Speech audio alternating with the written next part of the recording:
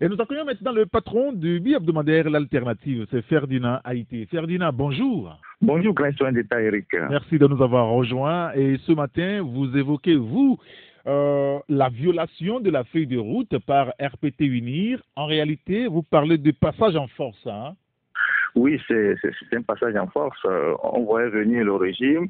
Maintenant, ils sont lancés. Maintenant, on voit bien que ils sont décidés à faire les choses au-delà de la feuille de route, parce que lorsqu'on évoque la date du 20 décembre pour justifier toute la précipitation qu'on est en train de voir là, on oublie de dire que la feuille de route aussi a prescrit un certain nombre de choses. Les réformes, de manière consensuelle, la fiabilité du fichier et tout ça. Et donc, on voit bien que le régime a décidé de faire un passage en force, parce que c'est justement dans le passage en force qu'ils arrivent à faire les fraudes électorales. Et tout ça se passe avec la passivité ou la complicité de la CEDEAO, qui ne sait plus vraiment ce qu'elle fait dans la crise togolaise. On a le sentiment qu'on est revenu en 2005 avec la manière désastreuse dont la CEDEAO a réglé le problème togolais.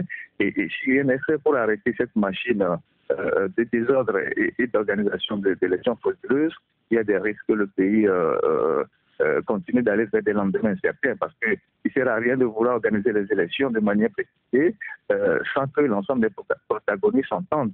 Et justement parce que la démarche de la CEDEAO, c'était d'apaiser le pays, c'était d'amener l'ensemble des protagonistes à s'entendre pour faire évoluer le pays de manière à ce que la région puisse être totalement tranquille. Mais là, c'est perdu parce que la CEDEAO elle-même n'a pas été ferme. Il y a des chefs d'État qui ne sont pas, comme d'habitude, clairs dans la résolution de la crise togolaise. Les gens ont pris parti.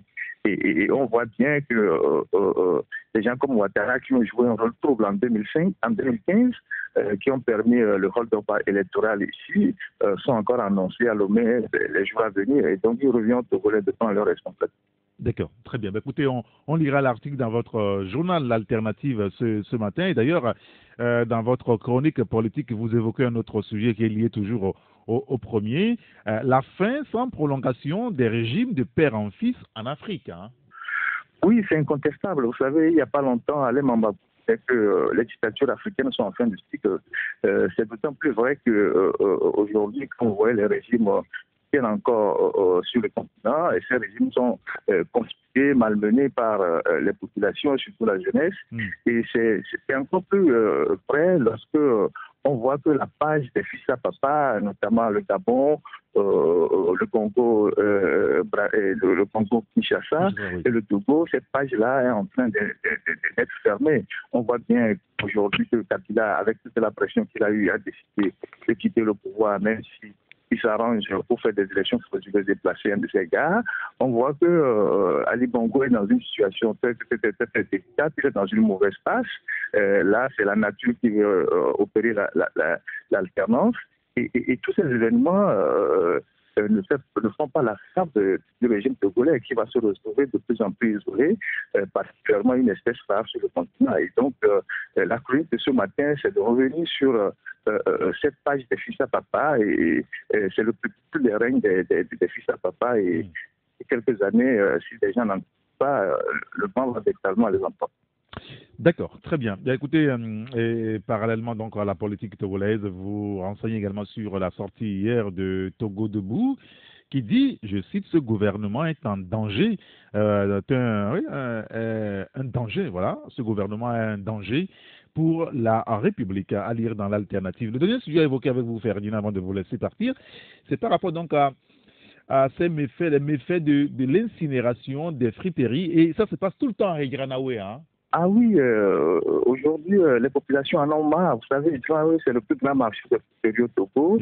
On voit un peu de tout, les chaussures, les habits, mais c'est aussi la zone où, lorsque tous ces marchandises n'ont pas été trouvées, on essaie de les inspirer, il n'y a pas d'endroit. Et donc, on incinère, on fait cette opération juste à côté du marché, pas loin des habitations, et avec tous les risques, les conséquences que vous pouvez imaginer, l'intoxication, la pollution, et puis la zone est totalement polluées. Les populations ont fait à plusieurs reprises les démarches auprès des autorités de l'EPAM, auprès des responsables du quartier pour que ces incinérations sauvages s'arrêtent. Mais rien n'a été fait et depuis des années, les marchands de fruiterie, les vendeurs continuent d'incinérer par des tonnes ces marchandises, ces déchets de fruiterie. Et il est temps qu'au niveau du ministère de plusieurs ministères, la santé, l'environnement et la protection civile, on puisse arrêter ce phénomène qui pollue ce quartier et qui intoxique les populations. Donc c'est une question de santé publique. Nous sommes revenus sur ce sujet ce jour pour attirer l'attention des autorités afin que ce quartier soit assaini et qu'on arrête ces incinérations et que les responsables de ces déchets-là puissent être amendés ou qu'on trouve un endroit précis où ils peuvent aller incinérer le reste de ces fruiteries qui n'ont pas réussi à écouter sur le marché. D'accord, très bien. Écoutez, un problème similaire se pose également au niveau du marché d'Atikodi avec beaucoup d'ordures et consommateurs. Peut-être à 11h avec les confrères pour revenir sur ce genre de sujet. Merci beaucoup, Ferdinand Haïté. Merci, grand historien de Taïri. Allez, bonne journée. Merci, à plus tard.